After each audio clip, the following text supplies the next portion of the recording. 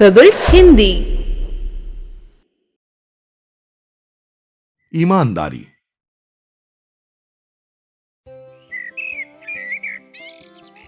एक दिन बादशाह अकबर और बिरबल आपस में बातें कर रहे थे। बीरबल, मुझे लगता है कि हमारे राज्य में सारे लोग बहुत ईमानदार हैं। कह नहीं सकते जहांपनाह, आजकल लोग पहले जैसे ईमानदार नहीं रहे। तुम ये कैसे कह सकते हो? तो ठीक है, मैं इसे कल प्रमाणित कर दूंगा। दूसरे दिन बिरबल ने एक घोषणा की। सुनो सुनो, सभी प्रजाजनों को जहांपनाह की एक आज्ञा है कि मंदिर के सामने रखे हुए हांडे में एक शेर दूध डालना है। ये शाही फरमान है। सभी लोगों ने आकर उस हांडे में दूध डाला।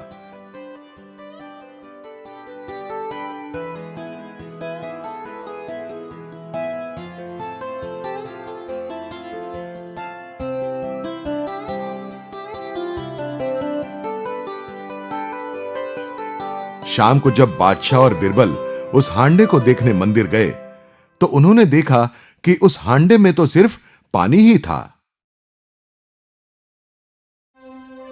देखा जहांपनाह, हर व्यक्ति ने यही विचार किया कि इतने बड़े हांडे में अगर वो एक सेर पानी डाले तो किसी की समझ में भी नहीं आएगा। यही विचार करके हर किसी ने हांडे में पानी ही डाला। बीरबल, कल तुमने जो कहा वो सच है। आजकल हमारी प्रजा इतनी ईमानदार नहीं रही।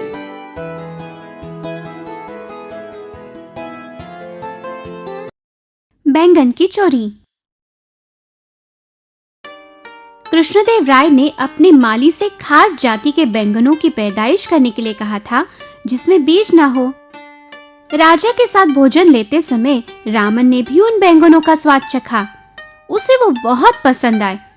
घर वापस आते ही, सुनती हो, आज मैंने राजा के साथ भोजन किया। भोजन में एक खास बैंगन की सब्जी बनाई गई थी। बहुत ही स्वादिष्ट थी और उसमें बीज भी नहीं थे। बिना बीज के बैंगन? अरे वाह, मेरे लिए भी लेकर आइए ना, मैं भी चखना चाहती हूँ। ये तो मुश्किल है। वो पेड़ तो राज बगीचे में है और माली बड़ा ही खड़ूस है। वो किसी को घुसने तक नहीं देता।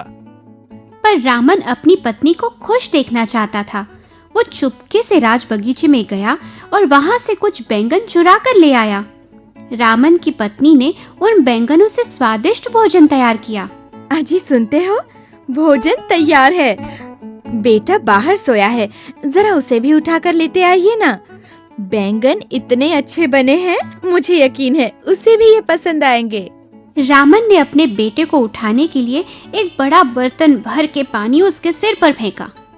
ओह, बारिश बारिश बारिश आ रही है। दूसरे ही दिन राजा के सामने बगीचे में चोरी की बात आई। राजा को रामन पर शक हुआ। उसने सोचा कि बच्चे कभी झूठ नहीं बोलते, इसलिए उसने रामन के बेटे को दरबार में बुलाया। बेटा, कल भोजन में आपने बैंगन की सब्जी खाई ना? जी महाराज, वो बहुत ही स्वादिष्ट थी। अच्छा, कल कब खाई थी तुमने? कल रात जब बारिश आई तो मैं जाग गया। उसके बाद भोजन किया। माँ ने बैंगन की सब्जी बनाई थी। परंतु उस रात बारिश आई ही नहीं थी, इसलिए राजा का रामन पर से शक भी दूर हो गया। गुस्सैल घोड़ा। एक घोड़ों के सौदागर के पास एक बहुत ही गुस्सैल घोड़ा था। एक दिन वो सौदागर उस घोड़े को बेचने के लिए करीब के गांव जा रहा था। रास्ते में कुछ देर वो आराम करने के लिए रुक गया। ए, तुम्हारे गधे को यहाँ मत बांधो। मेरा घोड़ा बहुत गुस्सैल है। वो उस गधे को मार डालेगा। ये पेड़ क्या तुम्हारा है? मैं मेरा गधा यहीं बांधूंगा। उस आदमी ने जिद से गधे को उसी पेड़ से बांधा और फिर उस गुस्सैल घोड़े ने उस गधे को लात मार मार कर मार डाला। ए, देखो, तुम्हारे घोड़े ने मेरे गधे को मार डाला। पहले मुझे दूसरा गधा ला कर दो, तभी तुम यहाँ से जा सकते हो। देखो, मैंने तुमसे पहले ही कहा था, फिर भी तुमने वही बांधा। अब जिम्मेदारी मेरी नहीं है। ठीक है, फिर मैं दरबार में फरियाद करूंगा। दोनों दरबार में न्याय मांगने के लिए बिरबल के पास गए। बिरबल ने ठंडे दिमाग से दोनों का कहना सुन लिया। उसके बाद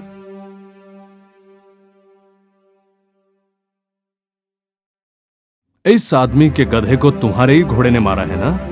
अरे बोलो, बहरे हो क्या तुम? क्या तुम गूंगे हो? महाराज, आप इस पर विश्वास ना करें। ये तो गूंगा बहरा होने का नाटक कर रहा है। जब मैं मेरे गधे को पेड़ से बांध रहा था, तब यही आदमी मुझ पर चिल्ला कर कह रहा था कि तुम्हारे गधे को यहां मत बांधो, मत बांधो, वो तुम्हारे गधे को मार डालेगा। वो तो ऐसे कह रहा था जैसे कि पेड़ उसकी जागीर है। आप इस पर विश्वास ना करें। अच्छा, तो इसका मतलब यह है कि इसने तुम्हें सावधान किया था, फिर भी तुमने गधे को उसी पेड़ से बांधा और वो गधा मर गया। इसका अर्थ तो सरल है, यह सौदागर इसका जिम्मेदार नहीं। अब तुम जा सकते हो। इस निर्णय पर वो आदमी शर्मा कर वहां से चला गया। दूध से डरने वाली बिल्ली। एक दिन राजा कृष्णदेव राय ने कुछ बिल्लियां खरीदी। रानी को वो बहुत पसंद आईं और उसने अपने सारे मंत्रियों को एक एक बिल्ली और एक एक गाय पालने के लिए दी। रामन, ये लो तुम्हारी बिल्ली और गाय, ठीक तरह से संभालना। जी महारानी जी, मैं इसकी अपने बच्चे की तरह देखभाल करूंगा। कुछ दिनों बाद रानी ने सारे मंत्रियों को अपनी अपनी बिल्ली लेकर आने के लिए कहा। रानी उसके देखभाल की जांच करना चाहती थी। रामन भी अपनी बिल्ली लेकर आया था। अरे वाह, तुमने तो अपनी बिल्ली की बहुत अच्छी तरह से देखभाल की है। कितनी मोटी हो गई है ये। रामन, ये लो तुम्हारा इनाम। धन्यवाद महारानी जी। लेकिन मैंने तो उस बिल्ली को कभी दूध पीते नहीं देखा। फिर वो इतनी गोल मटोल कैसे हो गई? मैंने पहले ही दिन उस बिल्ली को गरम उबलता हुआ दूध दिया। उससे उसका मुंह जल गया और फिर तो वो दूध की ओर देखने से भी डरने लगी। उसने चूहे पकड़कर खाना शुरू किया। जरा देखो तो, हमारे घर में एक भी चूहा नहीं बचा। और गाय का सारा दूध हमने अपने बच्चों को दिया, इसलिए वो भी तंदुरुस्त हो गए। अब आई बात समझ में। बिल्ली भी गोल मटोल और अपने बच्चे भी, और घर में चूहों का तो नामो निशान तक नहीं। रामन की बुद्धिमत्ता से रानी प्रसन्न हुई और रामन का परिवार भी सुखी हो गया। पिनोकियो। किसी जमाने में जिपेटो नाम का एक गरीब बूढ़ा सुतार एक गांव में अकेले रहता था। जिपेटो बहुत ही अच्छा आदमी था और सारी उम्र वो छोटे बच्चों के लिए खिलौने बनाता था। काश मुझे मेरा खुद का बच्चा होता। एक दिन उसने एक नर्म लकड़ी से एक सुंदर गुड्डा बनाया। जिपेटो के अच्छे स्वभाव के लिए नीले पंखों वाली परी उसे कुछ इनाम देना चाहती थी। उसने अपनी जादू की छड़ी घुमाई और उस गुड्डे में जान आ गई। अरे वाह, तुम तो मेरा बनाया हुआ सबसे प्यारा गुड्डा हो। मैं तुम्हारा नाम पिनोकियो रखता हूँ। कुछ दिनों बाद जिपेटो को लगा कि पिनोकियो को स्कूल भेजना चाहिए। जिपेटो ने अपना खुद का कोट बेचकर पिनोकियो के लिए स्कूल की किताबें खरीदी। अच्छे बच्चों की तरह तुम्हें भी स्कूल जाना चाहिए। चलो, ये लो तुम्हारी किताबें। अच्छा पिताजी। रास्ते में पिनोकियो को एक चालाक लोमड़ी मिली। अरे मेरे दोस्त, अच्छे लड़के कभी स्कूल नहीं जाते। वो तो नाव पर सवार होकर रनवे आइलैंड पर जाते हैं, जहाँ सारा दिन मौज मस्ती करते हैं और खेलते हैं। मेरे पास एक टिकट है जो मैं तुम्हें दे सकता हूँ। लेकिन मेरे पास तो उतने पैसे नहीं हैं। ठीक है, तुम मुझे अपनी स्कूल की किताबें ही दे दो। पिनोकियो को बहुत मजे करने थे, इसीलिए उसने खुशी से अपनी किताबें बेच दी। अचानक वहां नीले पंखों वाली परी आ गई। पिनोकियो, तुम स्कूल क्यों नहीं गए? बस मैं तो स्कूल ही जा रहा हूँ। जैसे ही पिनोकियो ने झूठ बोला, उसकी नाक बढ़कर लंबी लंबी होने लगी। पिनोकियो अब रोने लगा। तुमने झूठ बोला पिनोकियो। जब भी तुम झूठ बोलोगे, तुम्हारी नाक लंबी होती जाएगी। मुझे माफ कर दो, मैं वचन देता हूँ, अब मैं अच्छा बच्चा बनूंगा और सीधे स्कूल जाऊंगा। परी ने उसे माफ कर दिया और जादू की छड़ी घुमाकर उसने फिर उसकी नाक ठीक की। लेकिन जाते समय उसे सावधान भी किया। एक बात याद रखना, रनवे आइलैंड बच्चों के लिए अच्छी जगह नहीं है। अगर तुमने फिर वहां जाने की कोशिश की तो तुम गधा बन जाओगे। लेकिन पिनोकियो कहाँ उसकी बात सुनने वाला था। परी या अपने पिता के बारे में सोचे बिना वो रनवे आइलैंड पर गया। उसके लिए वो एक आश्चर्यकारक जगह थी। चारों तरफ खेल ही खेल थे, मिठाइयाँ थी और पिनोकियो को कुछ भी करने से रोकने वाला वहां कोई नहीं था। सारा दिन खेलने के बाद वो बहुत थक गया और आराम करने के लिए एक तालाब के पास रुक गया। जैसे ही वो पानी पीने के लिए तालाब पर झुका, उसे उसका चेहरा तालाब में दिखाई दिया। अरे ये तो मैं नहीं हूँ। अरे ये क्या, मेरे कान, मेरे नाक को क्या हो गया? और मुझे ये पूंछ कहाँ से आ गई? पिनोकियो के कान और नाक लंबे हो गए थे और गधे जैसी पूंछ भी आ गई थी। बचाओ बचाओ, कोई मुझे बचाओ। फिर से एक बार नीले पंखों वाली परी वहां आ गई। मूर्ख गुड़िया, मैंने तुम्हें कहा था ना कि रनवे आइलैंड अच्छी जगह नहीं है। अब जाओ, अपने गरीब पिता को ढूंढो, वो तुम्हारे लिए रो रहे हैं। फिर अपनी जादुई छड़ी से परी ने गधे जैसे कान, लंबी नाक और पूंछ गायब कर दी। उसने पिनोकियो को समुंदर किनारे भेजा। उसने वहां देखा कि जिपेटो डूब रहा है। पिताजी, मैं आ गया। बिना कुछ सोचे अपने पिता की जान बचाने के लिए पिनोकियो पानी में कूद गया और उसने अपने पिता को बचा लिया। पिनोकियो, अब तुम्हें पता चला कि सच्चा आदमी बनने का मतलब है दूसरों के लिए प्रेम और उनका ख्याल रखना। अपने पिता के लिए तुमने जो सच्चा प्यार दिखाया है उसके लिए इनाम। अब पिनोकियो एक गुड्डा नहीं रहा। उसे इंसानों की तरह खून, हड्डियां और त्वचा भी मिल गई। चलो, आखिर मेरी कामना पूरी हो गई। और फिर पिनोकियो अपने पिता के साथ बहुत सुख से जीवन बिताने लगा। पेड़ की गवाही। एक बूढ़े आदमी को करीबी गांव जाना था। रास्ता एक खतरनाक जंगल से गुजरता था। उस रास्ते पर उसे उसका मित्र मिला। मेरे दोस्त, मेरी जिंदगी की सारी कमाई इस थैली में है। जब मैं गांव से लौटूंगा तो मैं तुमसे वापस ले लूंगा। ये थैली अपने पास रखो। ठीक है, आप निश्चिंत होकर जाइए।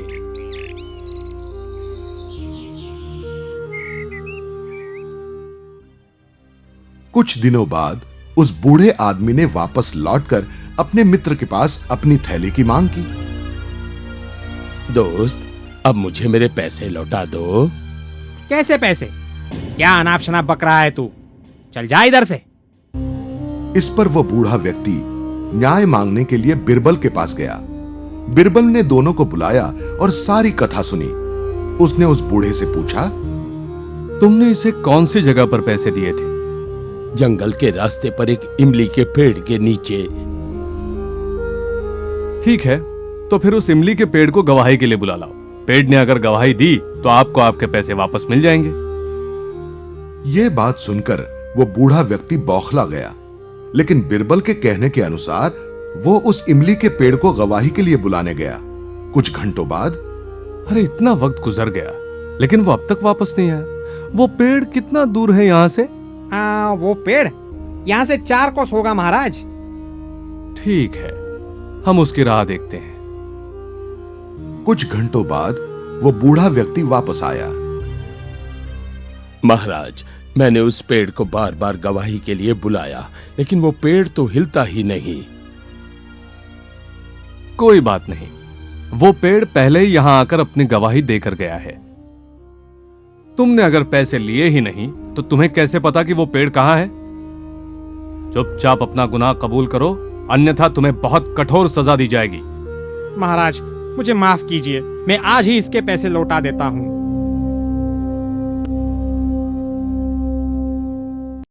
रामन की सजा। राजा कृष्णदेव राय की हत्या करने के विचार से गोलकोंडा के राजा ने एक जासूस को विजयनगर भेजा। वो जासूस रामन के घर गया और उसने खुद को लक्ष्मी का भाई त्रिलोक बताया, जो 8 साल की उम्र में खो चुका था। बहन, मैंने दूर दूर तक यात्रा की, बहुत संपत्ति कमाई। आज मैं तुम्हारे लिए नए कपड़े और गहने लेकर आया हूँ। सच में? मुझे तुम्हारी बहुत याद आती थी त्रिलोक। इतने में रामन घर लौट आया। अजी सुनते हो, मेरा बरसों पहले खोया हुआ भाई आज लौट आया है। त्रिलोक, 15 साल के बाद आया है मेरा भाई। ओह, ये बात है। तुम्हें देखकर खुशी हुई त्रिलोक। इस घर में तुम्हारा स्वागत है। अब तुम यहीं रहो। त्रिलोक ने रामन के हस्ताक्षर की नकल करके राजा को एक खत लिखा। उस खत में उसने एक रहस्य जानने के लिए राजा को अकेले रामन के घर आमंत्रित किया। राजा जब अकेले रामन के घर आया तब उस जासूस ने राजा को मारने की कोशिश की, लेकिन राजा बच गया। त्रिलोक की असलियत जानकर रामन को बहुत दुख हुआ और रामन राजा के पास गया। महाराज, मैं बहुत लज्जित हूँ। उस जासूस पर अंधविश्वास रखने के जुर्म में आप मुझे जो चाहे सजा दीजिए। नहीं रामन, इसमें तुम्हारा कोई दोष नहीं है। तुम्हें सजा देने का प्रश्न ही नहीं उठता। घात पात के लिए शत्रु ऐसी योजना बनाते रहते हैं। मुझे तुम पर पूरा विश्वास है। पर महाराज, मुझे सावधान रहना चाहिए था। गलती मेरी है। आप मुझे सजा दीजिए।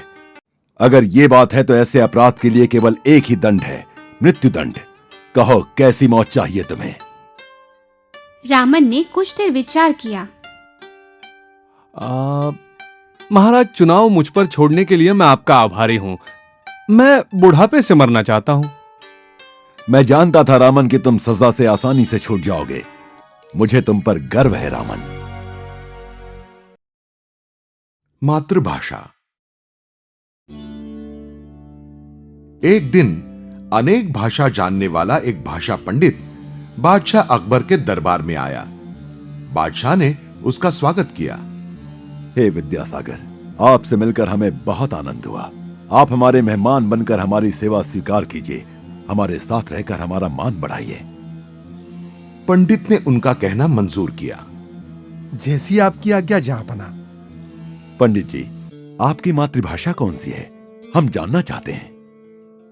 जहांपना, संसार की सारी भाषाएं मुझे मेरी मातृभाषा जैसी ही है। अब तो बादशाह उस पंडित की मातृभाषा जानने को उत्सुक हो गए। इस बारे में उन्होंने बिरबल की सलाह मांगी। जहांपना, अगर आपको उसकी मातृभाषा जाननी है तो आज रात आपको मेरे साथ चलना होगा। आधी रात को बादशाह और बिरबल निकले। पंडित गहरी नींद में था। बिरबल ने अचानक उसे मारना शुरू किया। डर के मारे वो पंडित बौखला गया। आएगा, मेलो मेलो। देखा महाराज, अभी वो पंडित मराठी भाषा में चिल्लाया। यही उसकी मातृभाषा है। मनुष्य चाहे कितनी भी भाषाएं सीखे, लेकिन संकट या आश्चर्य की स्थिति में मनुष्य सिर्फ अपनी मातृभाषा में ही बोलता है। पंडित जी, आपको मारने के लिए मुझे क्षमा कीजिए।